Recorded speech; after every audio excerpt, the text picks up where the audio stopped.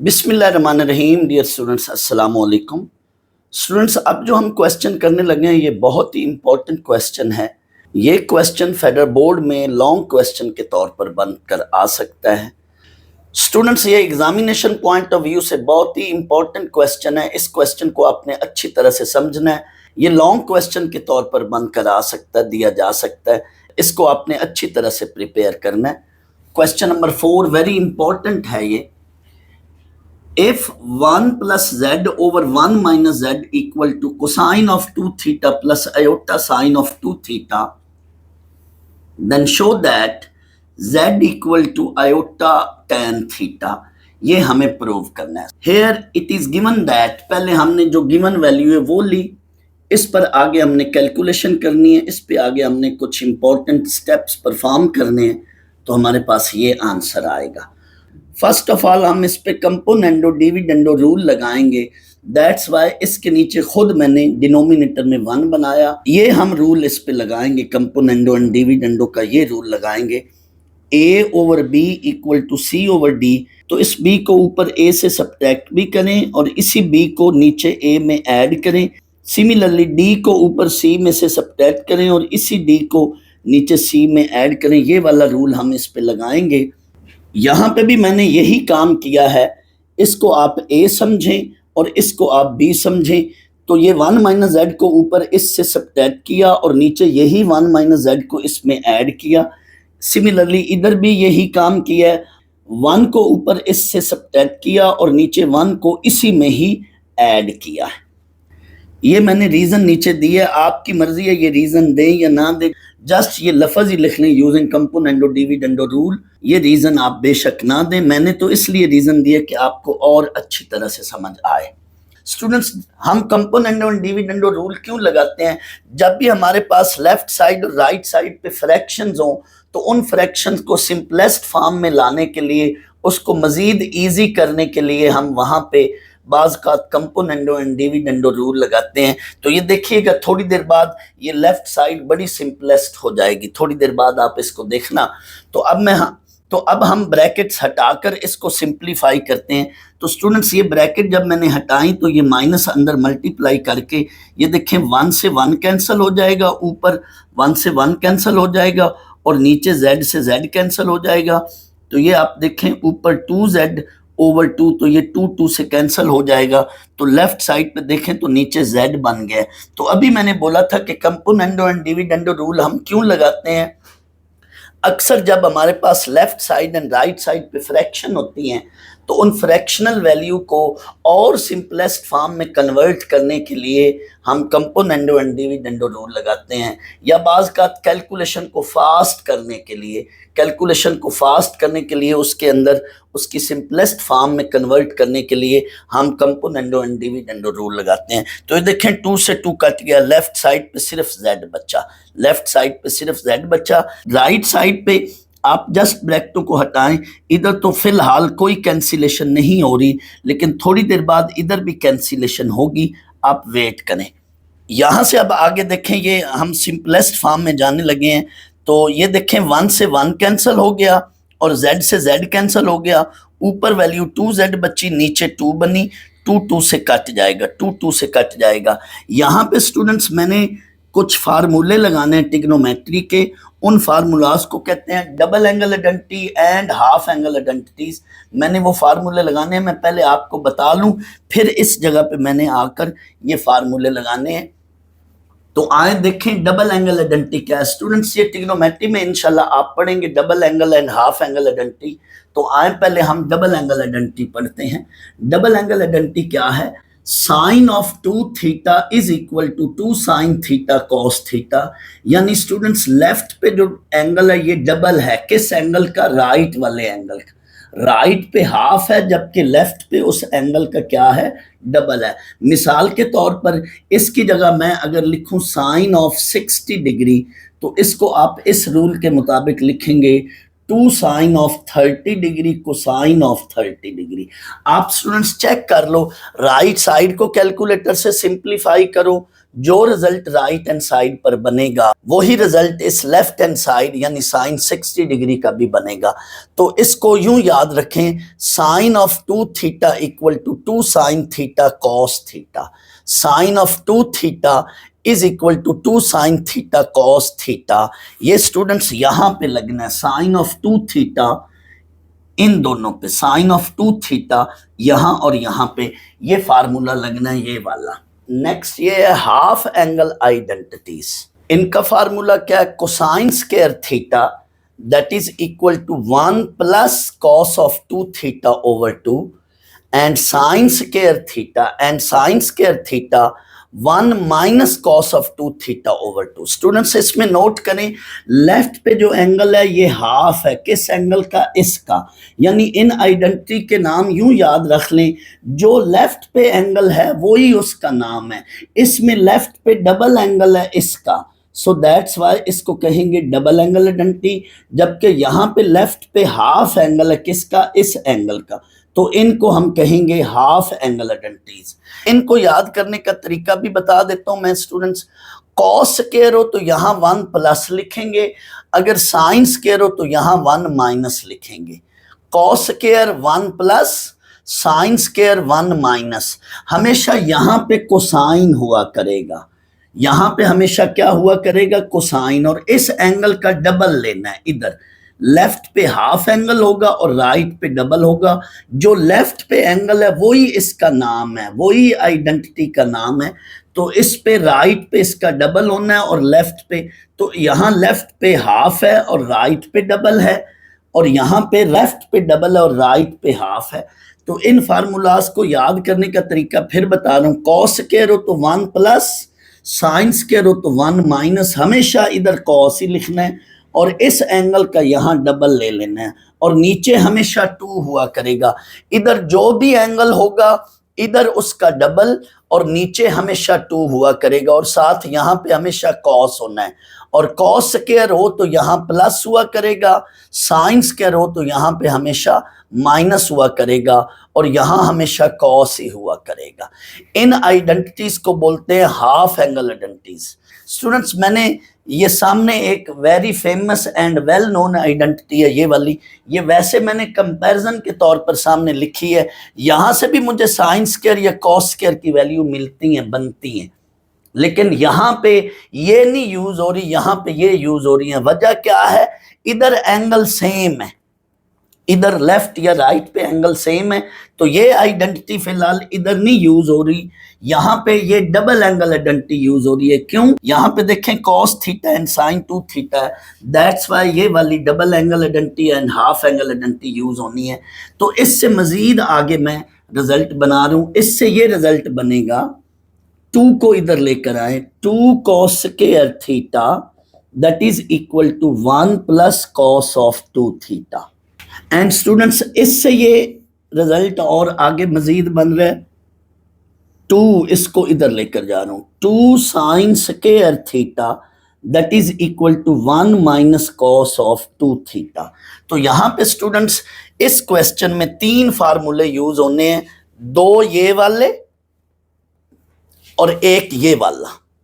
ये देखें sign 2 theta नीचे भी है ऊपर भी है, इसकी जगह ये फार्मूला यूज होगा, जबकि 1 प्लस कॉस 2 थीटा ये यहाँ पे है, 1 प्लस कॉस 2 थीटा इधर, इसकी जगह हम ये लिखेंगे, इधर इसकी जगह हम ये लिखेंगे, नीचे 2 कॉस स्क्वायर थीटा, और यहां से मैं माइनस अगर अंदर से कॉमन लूं यहां से, तो अंदर बनेगा ब्रैकेट के अंदर, अभी मैं ये परफॉर्म करूंगा स्टेप, 1 माइनस कॉस 2 थीटा। तो 1 माइनस कॉस 2 थीटा की जगह हम ये वैल्यू लिखेंगे। तो अभी मैं थोड़ी देर बाद यही आइडेंटिटीज, यही फार्मूलाज इधर यूज करूंगा, तो इंशाल्लाह हमारे पास इसका सोल्यूशन निकल आएगा। Students in double angle identities and half angle identities को ट्रिग्नोमेट्री में आप पढ़ेंगे, डिटेल से मैं इंशाल्लाह वहां पे समझाऊंगा। फिलहाल आज आप सिर्फ ये 3 फार्मूले याद रखेंगे, एक ये वाला डबल एंगल आइडेंटिटी का और 2 ये वाले फार्मूले। मैंने सामने डिटेल में थोड़ा सा इसलिए बता दिए कि अभी मैं जब इनको यूज करूंगा तो आपको इनके बैकग्राउंड का पता हो कि ये फार्मूले कहाँ से आए हैं या कहाँ से बने। तो ये देखें स्टूडेंट्स, तो नेक्स्ट ये अब मैंने क्वेश्चन सॉल्व कर दिया स्टूडेंट्स। यहाँ से अब आगे फिर दोबारा समझ लें, देख लें स्टूडेंट्स। मैंने अब इन दो टर्म्स को इकट्ठा करना है, cos 2 थीटा के साथ 1 वाली और नीचे भी cos 2 थीटा के साथ 1 वाली टर्म्स को इकट्ठा किया और आयोटा साइन 2 थीटा ऊपर भी अलग किया, नीचे भी आयोटा साइन 2 थीटा अलग किया। इन दो पे ये जो साइन 2 थीटा वाली दो टर्म्स हैं, इन दो पे ये वाला फार्मूला लगना है, साइन 2 थीटा वाला। जबकि यहाँ पे और यहाँ पे ये टोटल ये वाली टर्म दोनों और नीचे ये वाली दो टर्म दोनों, इन दो पे और इन दो पे ये वाला फार्मूला लगना है, ये वाला। इनको हम हाफ एंगल लॉज कहते हैं और उसको हम डबल एंगल लॉज या डबल एंगल आइडेंटिटीज कहते हैं। तो स्टूडेंट्स यहाँ पे चूंकि मुझे अब 1 माइनस cos 2 थीटा बनाना है, 1 माइनस cos 2 थीटा बनाना है यहाँ पे। नीचे तो ऑलरेडी 1 प्लस cos 2 थीटा बना हुआ है, लेकिन यहाँ ऊपर मुझे 1 माइनस cos 2 थीटा बनाना है। तो यहाँ ऊपर नोमिनेटर से जस्ट इन दो टर्म से मैंने -1 कॉमन लिया है। माइनस या -1 एक ही बात है, माइनस कॉमन लिया। जब हम माइनस कॉमन लेते हैं तो अंदर साइन चेंज हो जाता है, यानी जो नेगेटिव टर्म होती है वो पॉजिटिव टर्म बन जाती है और जो पॉजिटिव वैल्यू होती है वो नेगेटिव वैल्यू बन जाती है। तो यहाँ से जब मैंने माइनस कॉमन लिया तो ये बनेगा +1, जबकि यहाँ पे बनेगा -cos 2 थीटा। बाकी सारा कुछ वैसे, जस्ट इन दो टर्म से मैंने माइनस कॉमन लिया, बाकी सारा कुछ वैसे लिख लिया। अब मैं फार्मूला लगाने की पोजीशन में हूं, यहाँ पे और यहाँ पे ये दो फार्मूले लग रहे हैं। 1 माइनस cos 2 थीटा इधर ये लगेगा एंड 1 प्लस cos 2 थीटा इधर ये लगेगा। ये दो फार्मूले यहाँ लग रहे हैं, जबकि यहाँ पे साइन 2 थीटा की जगह ये वाला फार्मूला लगना है। आपने जस्ट इन फार्मूलाज की सामने रीजन दे देनी है और ये लिख लेना। पिछला जो मैंने थोड़ी देर पहले बैकग्राउंड बताया था वो नहीं, जस्ट इन 3 फार्मूलाज की रीजन दे दें और डायरेक्ट लिख दें। इधर ये भी नहीं लिखना यूजिंग डबल एंगल आइडेंटिटी या using half angle identity, just ये रीजन सामने दें और ये स्टेप परफॉर्म कर दें। हमारे पास ये रिजल्ट बने हैं स्टूडेंट्स, देख लें। स्टूडेंट्स मुझे राइट साइड पे आयोटा tan थीटा बनाना है, तो फिलहाल अभी मैं tan थीटा बनाऊंगा। दैट्स वाई इधर ऊपर नोमिनेटर से साइन थीटा कॉमन लेना है और साथ 2 भी कॉमन लिया, और डिनोमिनेटर से cos थीटा कॉमन लेने साथ 2 भी। ये 2 साइन थीटा ऊपर नोमिनेटर से कॉमन लिया और 2 cos थीटा नीचे डिनोमिनेटर से कॉमन लिया। ये क्यों कॉमन लिया है? हमें राइट साइड पे tan थीटा बनाना है, साथ आयोटा भी। तो अभी फिलहाल tan थीटा बनाने के लिए ऊपर नोमिनेटर से 2 साइन थीटा कॉमन ले लिया और डिनोमिनेटर से 2 cos थीटा कॉमन ले लिया। सिर्फ नोमिनेटर से साइन थीटा भी कॉमन ले सकते हैं और डिनोमिनेटर से cos थीटा भी कॉमन ले सकते हैं, लेकिन साथ चूंकि 2 भी कॉमन आ रहा था तो हमने कॉमन ले लिया ताकि कैंसिलेशन हो जाए। तो देखें 2 से 2 कट रहा है। अब स्टूडेंट्स ये गौर करें, ऊपर ये साइन थीटा और नीचे cos theta, it mean tan theta तो बन जाएगा, tan थीटा तो बन रहा है, बट साथ आयोटा भी बनना चाहिए। तो आयोटा बनाने के लिए ऊपर नोमिनेटर से मुझे आयोटा कॉमन लेना है। इस वक्त नोमिनेटर से आयोटा कॉमन नहीं आ रहा, तो मैंने ये काम करना है। ये जो माइनस है इसको जान के मैंने -1 लिखा और आगे इस -1 की जगह क्या लेकर आए हूं, आयोटा स्क्वायर। स्टूडेंट्स आपको पता है कि आयोटा स्क्वायर जो होता है ये किसके इक्वल होता है, -1 के।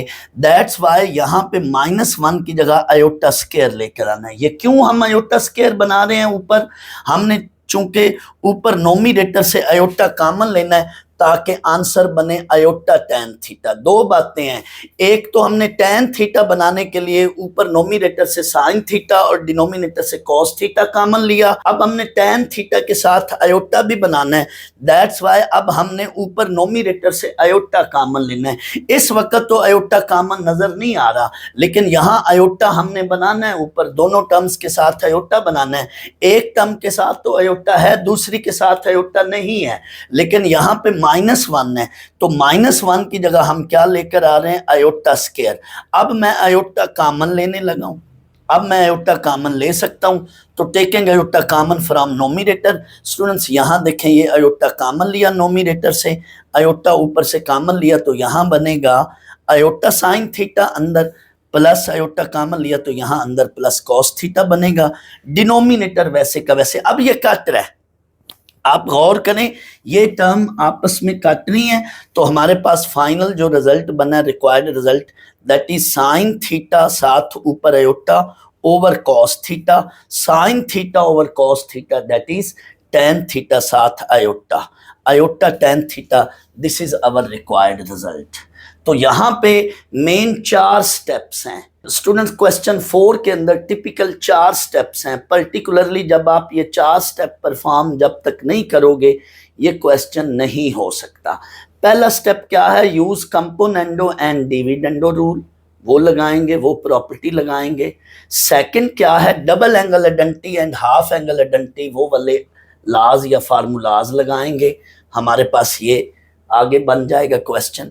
नेक्स्ट, ऊपर नोमिनेटर से साइन थीटा और नीचे डिनोमिनेटर से कॉस थीटा कॉमन लें, साथ 2 भी कॉमन आ रहा था, हमने सिंप्लीफिकेशन और आसान करने के लिए वो भी कॉमन ले लिया।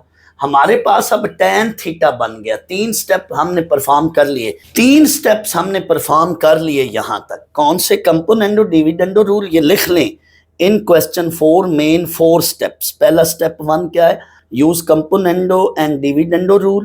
Number 2, use double angle and half angle identity. Number 3, taking sin theta common from numerator and cos theta common from denominator.